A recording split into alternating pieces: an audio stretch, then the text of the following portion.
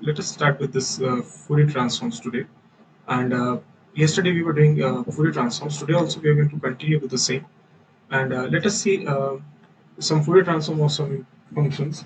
Also, we are going to see today Fourier cosine transforms as well as Fourier sine transforms. Okay, so let us wait for a minute for people to join in, and then we shall start.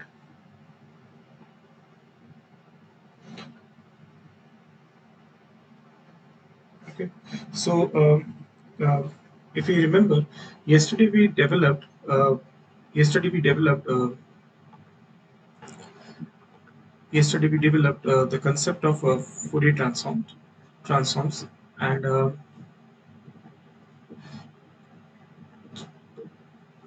we did I said that Fourier transforms.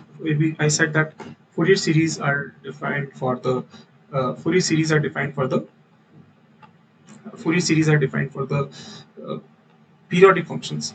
And what about aperiodic functions? What about aperiodic functions? So actually we started with the aperiodic functions, and we took t tends to infinity, and lately we developed a Fourier transform. Okay, we lately developed a Fourier transform. Okay, so just let us wait for a few minutes and then we will start.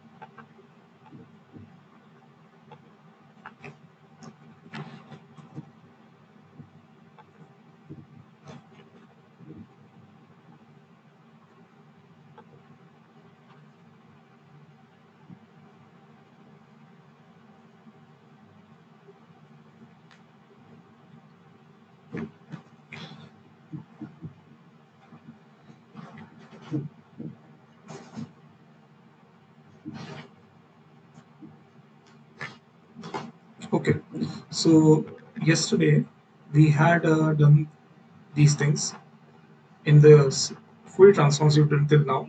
So just recap of what we have done till now.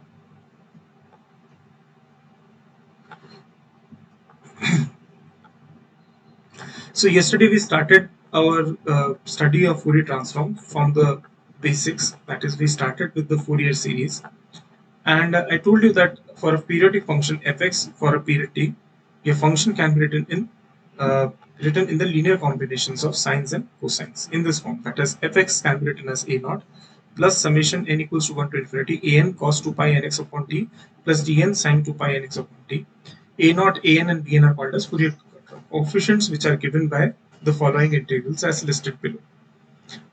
And then I try to write my sines and cosines in terms of linear combinations of complex exponentials, and eventually we ended up getting that your function, which is fx, which is periodic with period t, which can at most accommodate finite number of discontinuities in one period, can be written as linear combinations of some complex exponentials.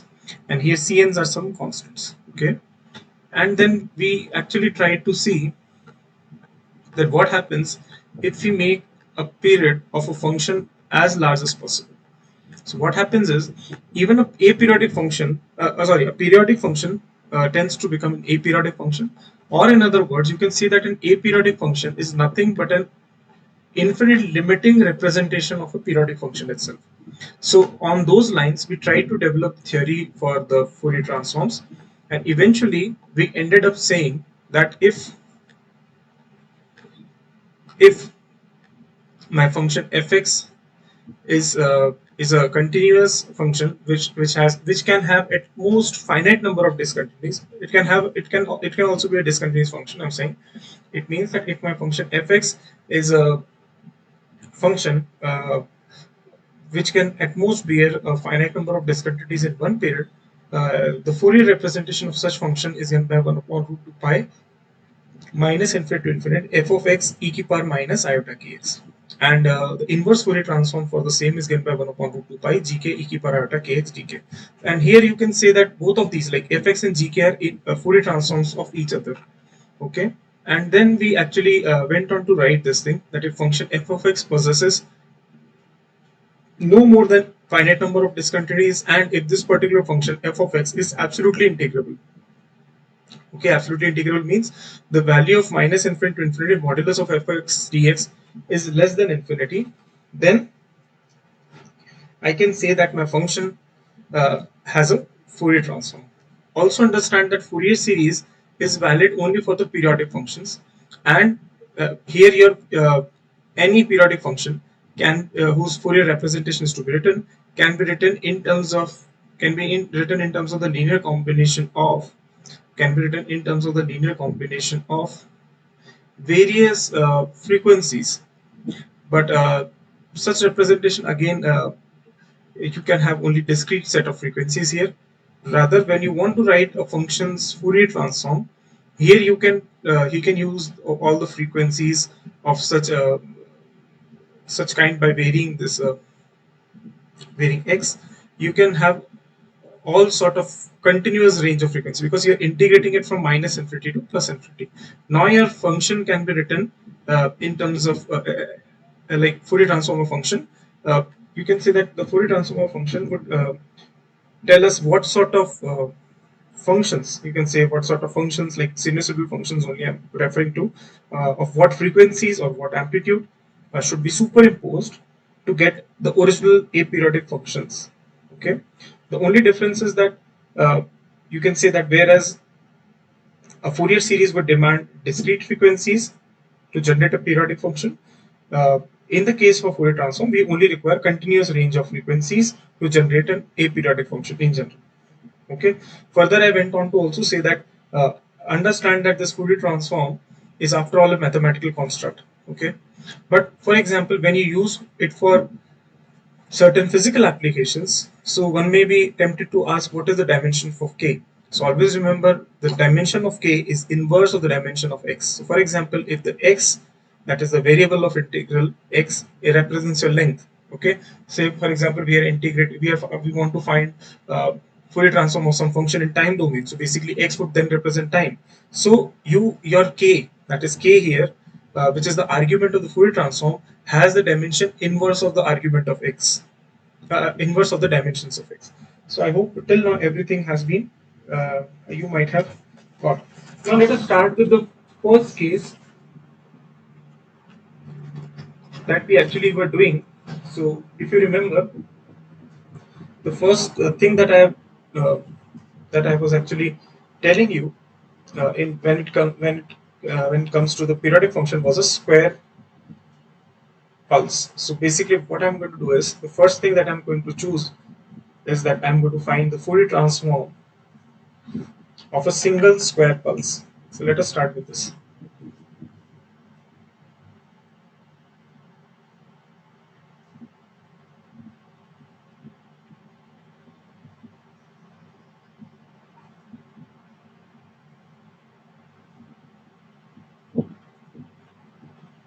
Single square. So we are going to find what is the Fourier transform of a single square pulse. Okay. So for example, the first thing that one needs to understand is what is that single square pulse. So basically, single square pulse can represent an impulsive kind of thing, impulsive force. It can represent impulsive force,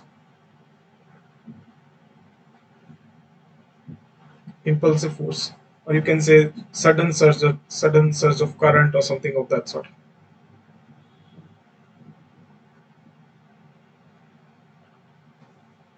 Okay. uh, you can say certain surge of current or some quantity like this, which is non-repetitive in nature. That is, it actually upsurged at some particular time instant of time, and then it was all zero. Okay. So for example, um, if I say that So let us see, this is my square pulse. So let me represent the square pulse in this form.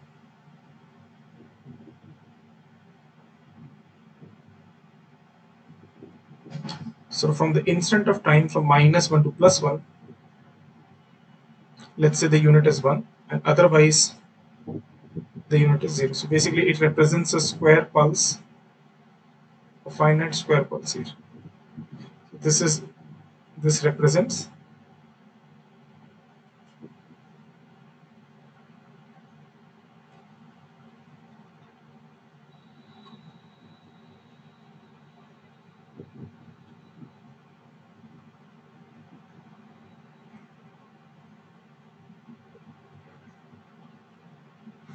Okay, and one needs to see whether it satisfies the property. The first property that was there was -infinite to +infinite, fx mod dx must be finite.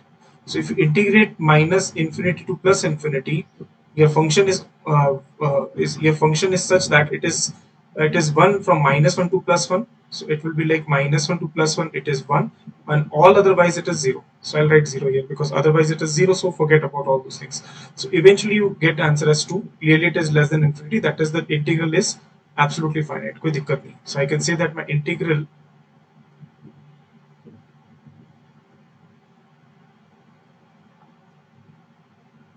fx is absolutely convergent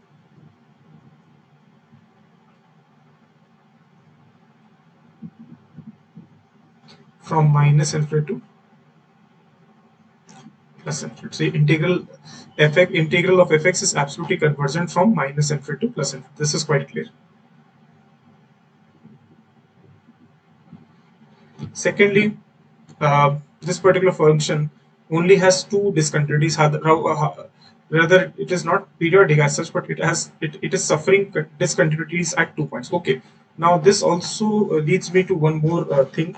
Okay. So I have told you that your whenever I was talking about the Fourier transform of a function f of x, then I was saying that the function can have at most finite number of discontinuities. Okay. Now the question arises that overall I can write my function in form of a uh, like you can say that Fourier integral can be written. But what about discontinuities?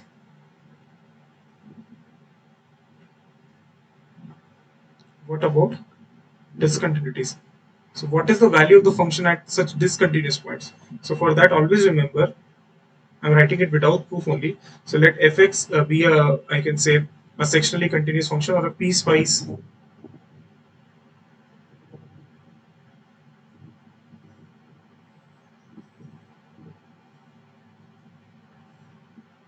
continuous functions on interval, let's say from -infinite to +infinite.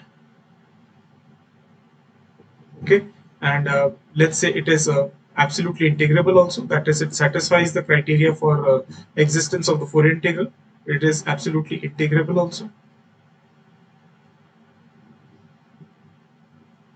Then the Fourier integral.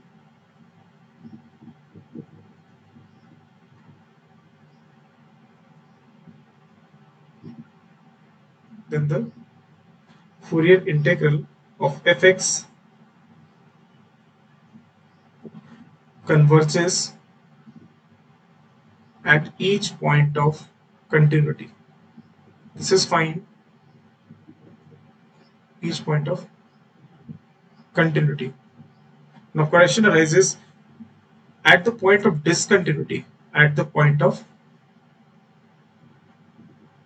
let's say in this particular case, x equal to +1. So if you go towards 1 minus, your function is 1, and if you go towards 1 plus, there is 0. If you go towards -1 minus, it is 0, and if you go towards -1 plus, it is +1. So basically x equal to +(-1) are the points of discontinuities.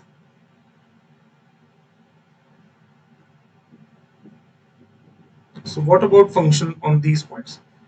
So I'm writing it without proof right now. I'm not going to prove it. Okay, but just remember at the point of discontinuity,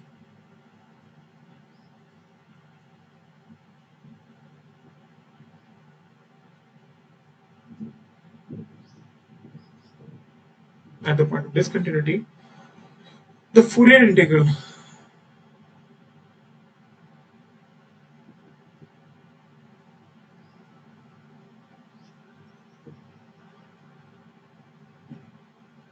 converges to the averaged value. Let's say I'm I'm saying that the point of discontinuity is, let's say, fx. Then the Fourier integral would converge towards what? It will converge towards f of x plus f of x minus divided by 2. Okay, so where f of x plus is simply the limit to the right hand side of the function, and what is fx minus? It is limit of the function to the left hand side.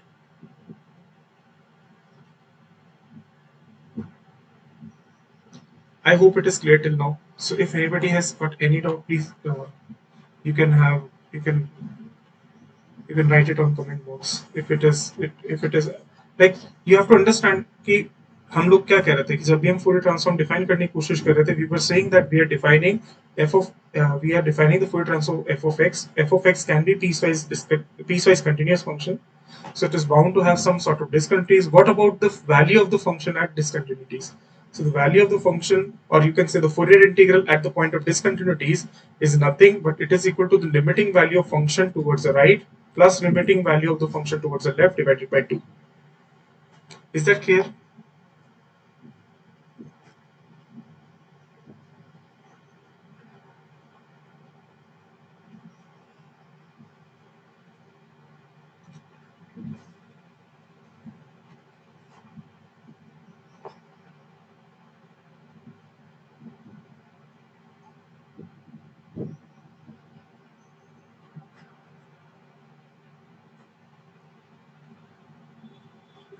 Okay, so I hope there is no doubt as such now. So what I'll see. Uh, So I know that my functions, you can say that this particular square pulse basically satisfies both the condition. That is, one, that my function is absolutely integrable from minus infinite to plus infinite, and secondly, it is only bearing two discontinuities here. However, this is not a periodic function in general, but otherwise it is a piecewise continuous function only. So it satisfies both the property for existence for the Fourier integral. Then if I have to find uh, if I have to find what is the, you can say, what is the Fourier transform.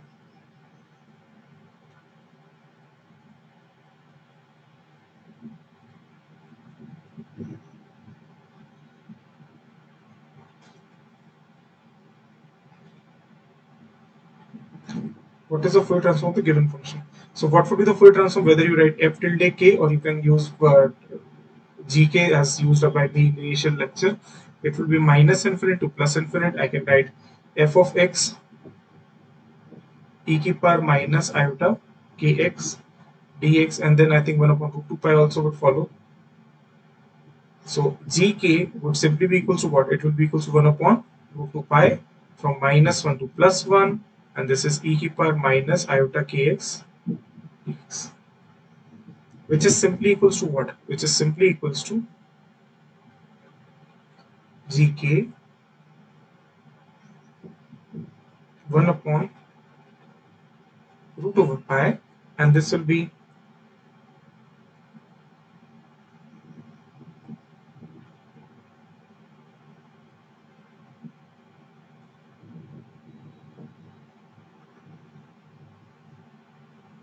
minus 1 to plus 1. Okay. Now, if you place the limits, then you are going to get what? So you can clearly see that your gk is simply,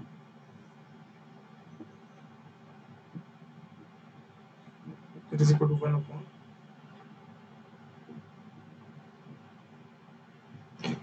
this is if you take negative common, so what I'll get, iota k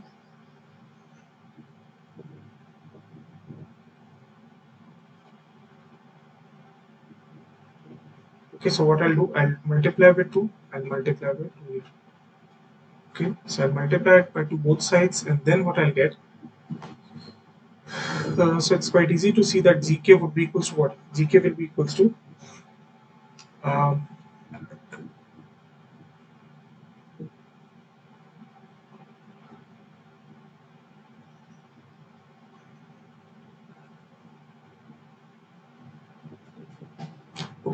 I know that this is, I'll write it here, e to power iota theta minus e to power minus iota theta divided by 2 iota is simply what it is equals to sine theta.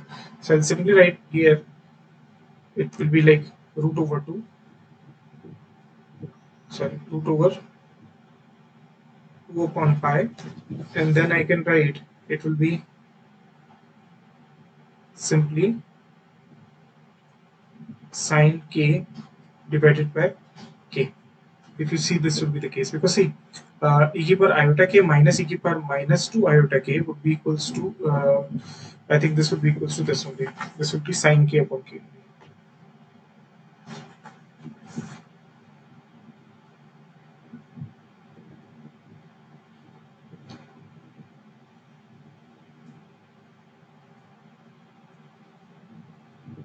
I hope it is clear. Okay, and if you want to make the graph for the same, so you can say that as k tends to infinity, it will go towards 0. So as k tends to infinity, this particular Fourier transform would go towards 0. But you see, it is multiplied with sine k as well. So if you want to, let's say this was 1 upon k, or this was 1 upon x here. Okay, so what will happen? Your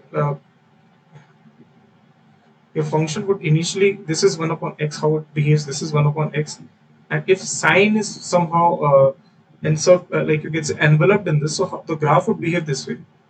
So what will happen? Initially, as x tends to 0, your 1 upon x would dominate. Okay, so as x tends to 0, your 1 upon x would dominate. However, sin x would not leave its character, so it is going to create some sort of oscillation. So how the graph is, I'm just tentatively making the graph. So as x tends to 0, this is going to be very large, and then x tends to infinity. What will happen? It will go no doubt initially like this, and then it will try to die. And this is how you make the sort of, you can represent your the Fourier transform of a single square pulse. So this is how you draw the graph of Fourier transform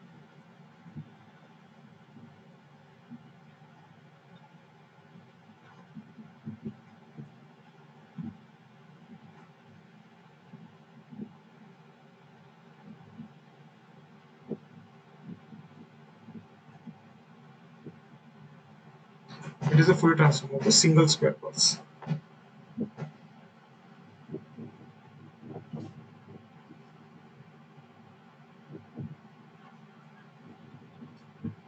I hope it is clear. Okay, now you see, there were important integrals which are called as Dirichlet integrals. There is an important integral which is called as the Dirichlet integral, and we are interested in this. And the integral is, we want to find how would 0 to infinity sine k dk upon k, what will be the value of this particular integral. Okay, what will be the value of this particular integral? And I will use the Fourier transform. By the use of Fourier transform,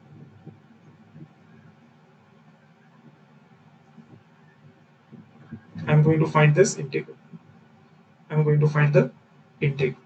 So by the use of the Fourier transform, I'm going to find the integral. See, I knew that if I am going to take the Fourier transform of the square pulse, the single square pulse from x equal to -1 to +1 if it is 1, the Fourier transform, so this is your x space, x versus y, and here it is your k space.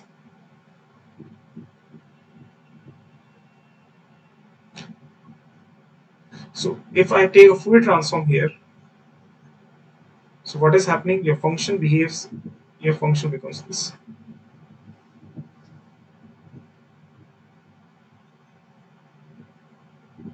Okay, so this is how your function will become. That is, your Fourier transform is given by root over 2 upon pi, and then you have the sine k.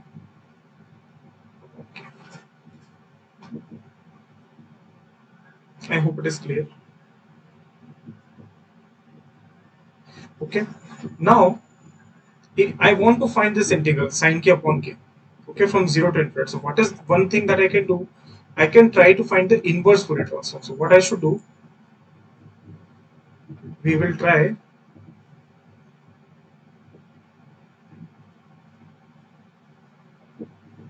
to find the inverse Fourier transform. So we'll try to find the inverse Fourier transform. I know that inverse Fourier transform for this particular function will yield me this particular thing, that is it from -1 to +1 it will be equals to 1. That is one thing. And secondly, while I'm doing an inverse Fourier transform, I'll integrate this sine k upon k, and indirectly I'll be able to understand what is the value of this particular integral sine k upon k.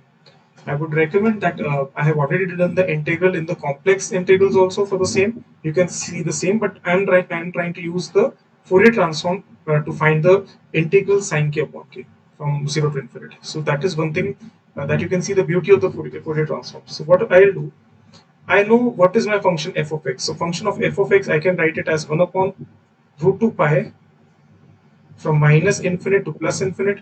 It will be the fk, which is equals to root over 2 upon pi, and then I have simply sine k upon k, and then I have e to the power iota kx, and I can write dk.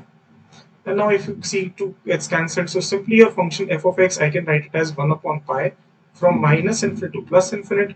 I can write sine of k divided by k, and see e to the power iota kx, I can write as cos kx plus iota sine kx dk. Okay, now you see in any day you can see that is sine k upon k.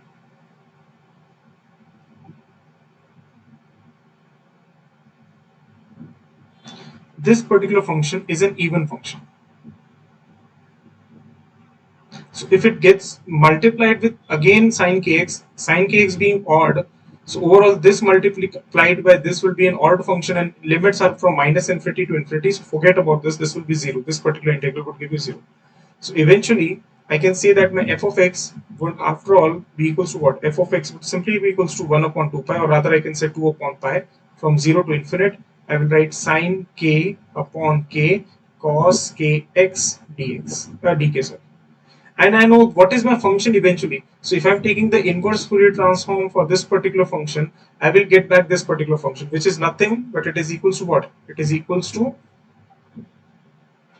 this particular function is equal to what? It is equal to 1 if mod of x is less than 1, and if mod of x is greater than 1, then it is simply 0. Or in other words, I would write that integration from 0 to infinity sine k cos kx dk upon k is simply equals to what? It is simply equals to pi upon 2 if mod of x is less than 1. Simply take it all over there. It is equal to 0 if mod of x is greater than 1. And what we want to find, what is the integral sine k upon k. So what do you understand what kind of integration is this? This is an integration which will depend upon x only. So this is an integration but only would depend upon x, because see, after all this is an integration over k. Your limits will be placed at k, so you will be left with x. So in particular, if I want to place x equal to 0, the integration would reduce to 0 to infinity. It will be simply sine k upon k. Nothing would get affected on the health of the right hand side, because for we want to find it for x equal to 0. So basically it is equals to what? It is equals to pi over 2, because x equal to 0 would fall in this kind of definition. So this is an integral.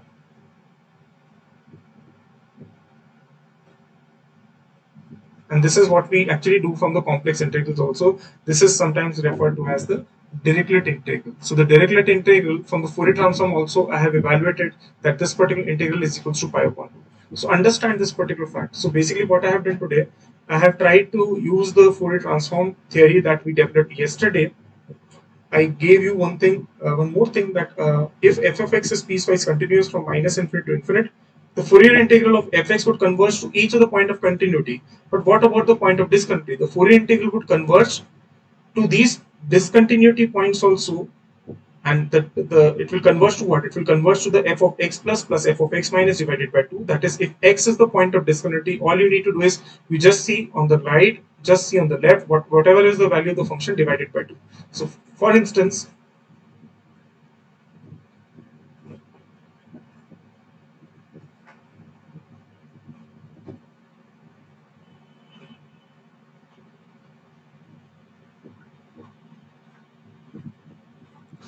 so this was the case, sine k upon k, and it was the case for what? It was, you can say that this is for at x equal to 0. You found that at x equal to 0, simply this case would be valid. So I have simply written as pi by 2, and you can see that here also this particular integral, I'll say this as ix now. So here I as a function of x is given by 0 to infinite sine k upon k cos kx dk. This integral is clearly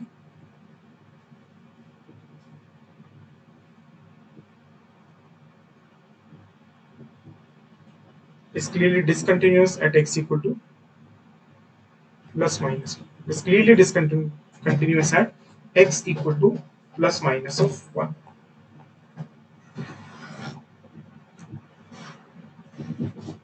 So one has to see how to find. So I know that from 0 to infinity sine k upon k dk is simply pi by 2. Okay, this is simply pi by 2. Is that clear or not clear? Now, if I'm saying that this particular integral, that is sine k upon k cos kx dk, I want to find this particular integral. After all, what is this? This is after all a Fourier integral, isn't it? It is after all a Fourier integral. So I will use the property that I stated in, very early today, and the property was that whenever your function suffers a discontinuity,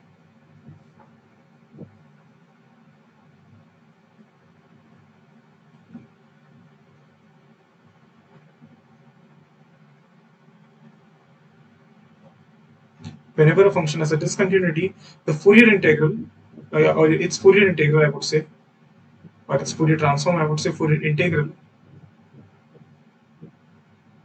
at that particular point of discontinuity, I'm saying at that particular point of discontinuity equals to the average value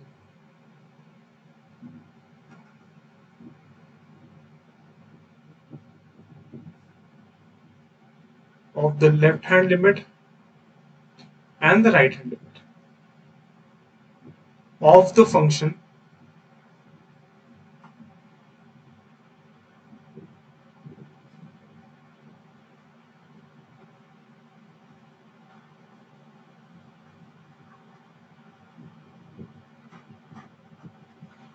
okay.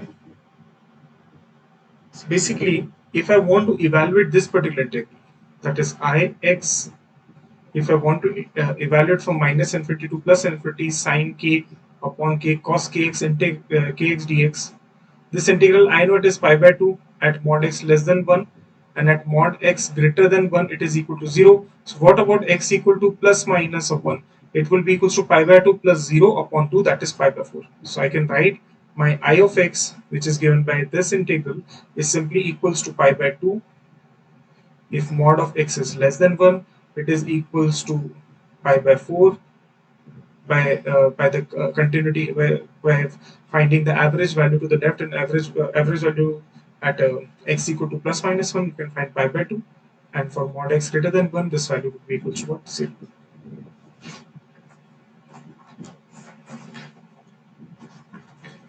Now we want to find next we want to find some Fourier transforms. Next we want to find some Fourier transform. Let's say I'll take an example and then we'll do it. So let us take example of,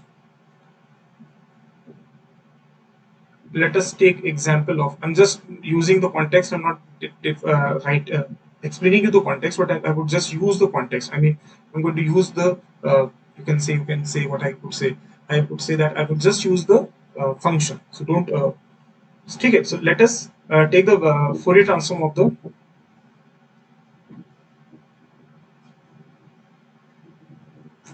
the electric field in the radiated wave.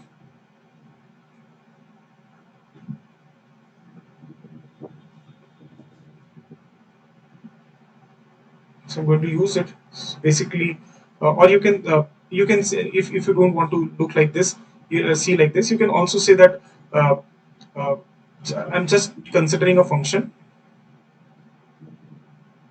So most of you have done damped harmonic oscillation. So considering a function which represents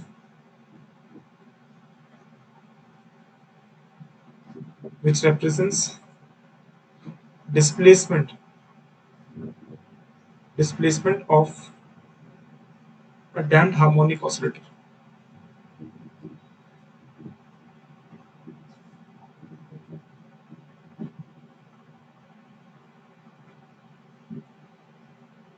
Okay, damped harmonic oscillator.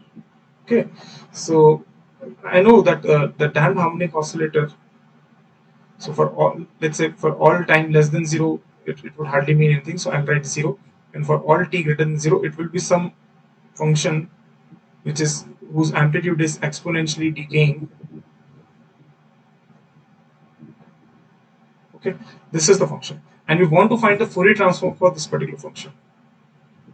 Or otherwise, this particular equation represents where you can take as a displacement of the damped harmonic oscillator also, or you can say that it also represents the electric field in the radiated wave also. So in any case, this is a function which is given to you, and I want to find what is the you can say what is the Fourier transform of this particular function. So if I want to find the Fourier transform of this particular function, so g of omega instead of k, because here I'm just writing seeing this omega naught, I'm using omega, it will be equals to 1 upon root over 2 pi integration from minus infinite to plus infinite.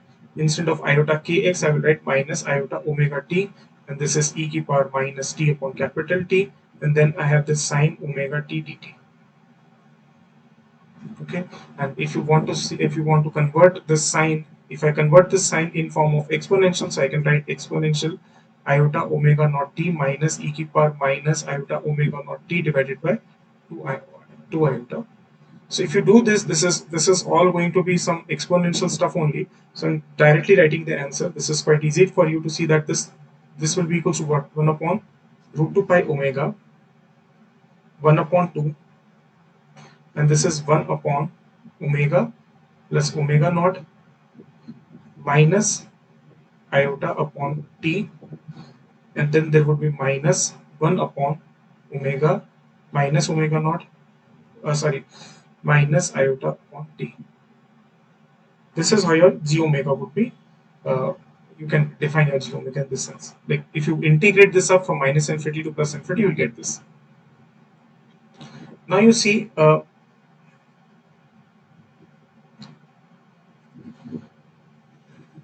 if your ft, what was ft? I told you that let's say ft represents, electric field in the radiated wave.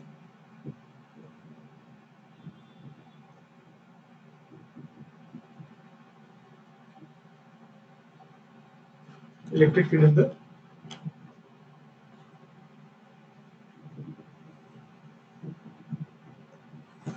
okay. So let's say ft represents your radiated electric field in the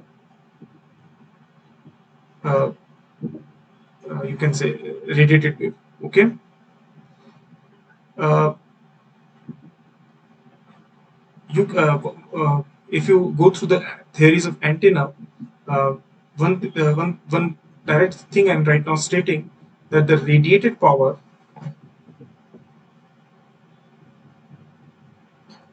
is proportional to ft ka mod ka square, and the net radiated power is given by the integral of ft ka mod whole square,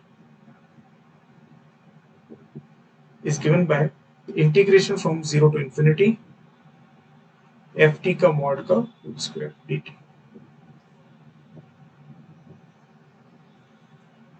Okay, so this is something that I'm you can say sorry, this radiated energy will say, because radiated power is proportional to this. If you multiply this with time, then you will get power is proportional to ft mod per square, and if you multiply it with time and integrate it, you will get energy radiated. You'll get energy radiated. In terms of if you want to write in terms of frequency, then g omega ka square mod ka square would then represent your energy radiated it would have been energy radiated if I would have integrated over frequency. Now I have not integrated it, so g omega ka square would represent energy radiated per unit frequency interval. Obviously some constant also would come, but just giving you an idea of it. Don't worry if you are not getting it. This is from the uh, like in antenna theories of current in antenna or something, but just try to understand that uh, antenna radiated per unit frequency interval. Because had I multiplied it with 2 omega and integrated it, it would have given me energy radiated. So basically, what would be g omega ka mod ka square? It would be energy radiated per unit frequency interval. Now one can see that as omega tends to omega naught, clearly the second term will dominate. You see, as omega tends to omega naught, this term would go to very large value because it is going towards 0, and overall it will go towards very large value. Or you can say that the second term would dominate. You can just see any case. And let's say if I'm talking when I'm taking t very large. So if I take t very large, you can see that my g omega, which is my this Fourier transform, g omega, the second term would dominate.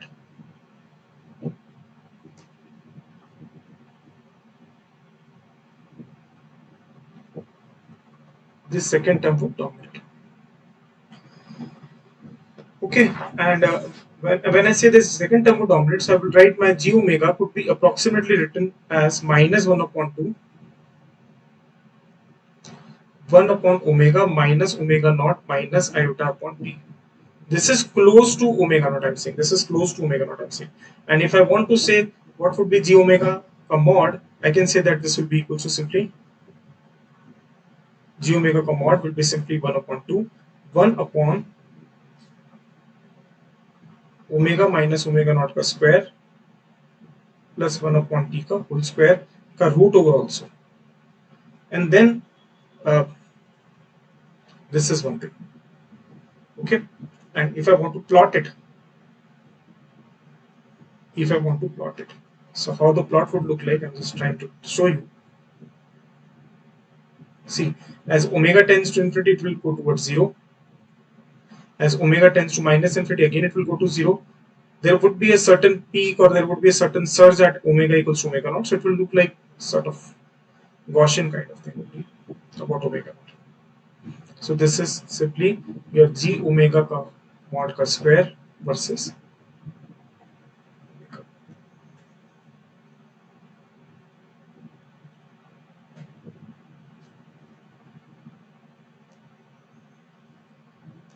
Now if your g omega is scaled down by a factor of 1 upon root 2. So clearly your g omega ka mod ka square would be halved, because and when it is halved,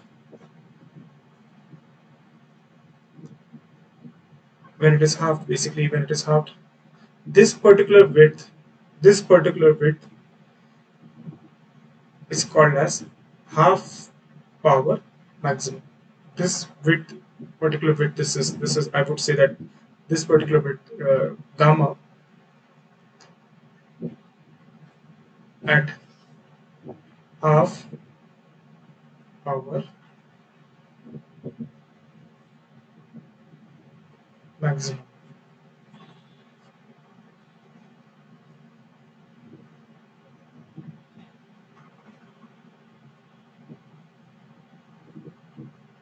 And so basically, what are those points where it will be halved? That one needs to see. That one needs to see. Okay, that one needs to see. So basically, you can see that when omega is equal to omega naught plus minus 1 upon t, when omega is written as omega naught plus 1 upon t, so basically your g omega would be what? I'm just expressing the approximate value 1 upon 2. It would be simply 1 upon This is omega minus omega naught. So omega minus omega naught would be, if I take plus sign first, it will be 1 upon t minus iota upon t. So this is what I'm doing at, let's say, I'll divide it into two sections. That is, omega 1 is simply omega naught plus 1 upon t, and omega 2 is simply omega naught minus 1 upon t. So if I do these things, what I'll get, this is at omega 1. So at these values, I'm trying to find what is g omega 1. So g omega 1 would simply be equals to what? It will be, and if I take a mod of it,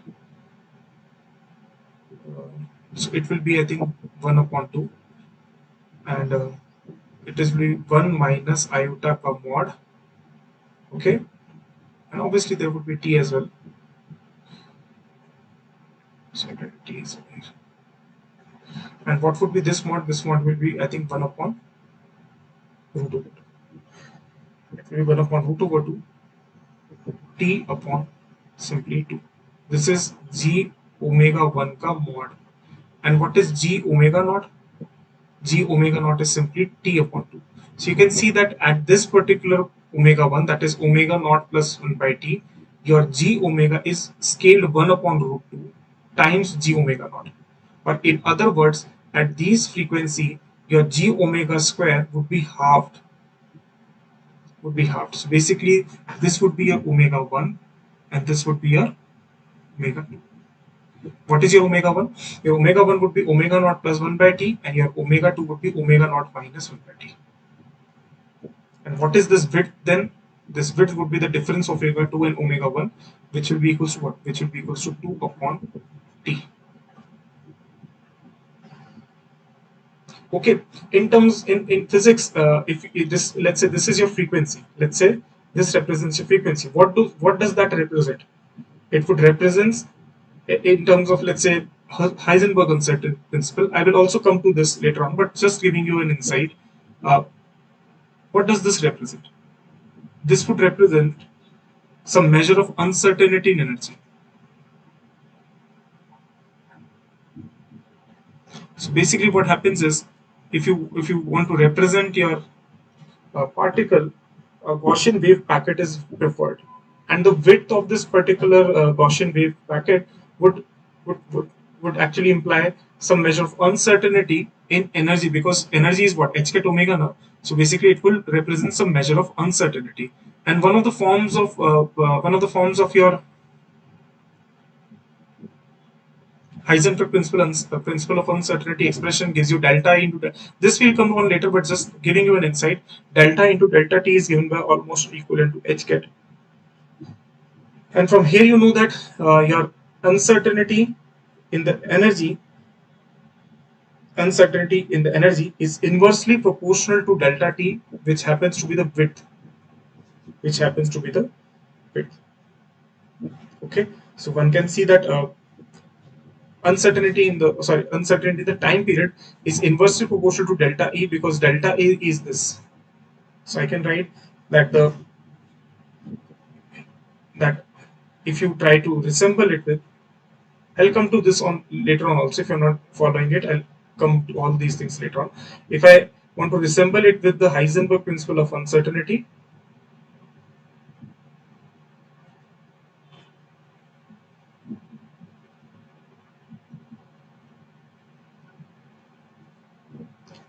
relating the energy state with the time period of that energy state, relating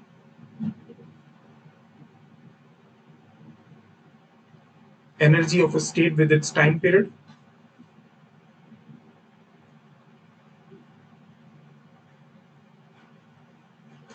one can say that this time period t is inversely proportional to the width, which is gamma, which I've written here. You can see that this gamma is inverse is what it is equals to 2 upon t. So basically, it is inversely proportional to what? T. And what is this gamma? Gamma is this. You can say that half width full maximum. This particular gamma is what it represents the uncertainty in the energy. So it's inversely proportional to gamma, which is the measure of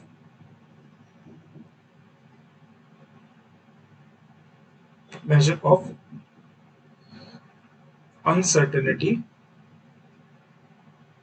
is the measure of uncertainty in energy or frequency. So I know this is quite difficult for you to follow right now. We'll come to this later on, but please keep things in mind because actually this is from sort of, you can say that this is something that you don't know right now. You do not know about the physical context of the same. I've just given you some directions where you can just think over it, that if Ft represents the electric field in the radiated wave, you just think about Ft ka mod ka square. Even if you cannot think, just think about the dimensions and you will be able to get what I'm trying. So radiated power will be directly proportional to Ft ka mod ka square. And if I want to find and if it is time domain, then Ft ka mod ka square dt would give you the radiated energy. And if I want to write again this time domain into frequency domain, g omega ka mod whole square would give you energy radiated per unit frequency interval. Now what I have done, I have tried to plot this particular g omega around omega equals to omega naught, and you can see that it will be peaked at omega naught. And instead, if I'm not draw this particular thing, if I draw g mod ka whole square, because this is containing an iota term, so if I plot g mod ka whole square, sorry, that's a square. Well, I'm not taking a square. Okay, if I take this, I'll get a root over. I'll get rid of root over if I do a square all over. So overall, this 1 upon 2 omega minus omega naught cos square plus 1 upon t square. If you evaluate at omega equal to omega naught, you will simply get t.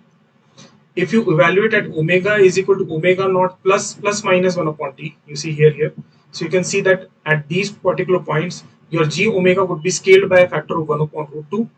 And if g omega is scaled by a factor of 1 upon root 2, then obviously g omega ka mod ka whole square would be halved. So basically these omega 1 and omega 2 are those 2 points where a g omega ka mod ka square would be halved.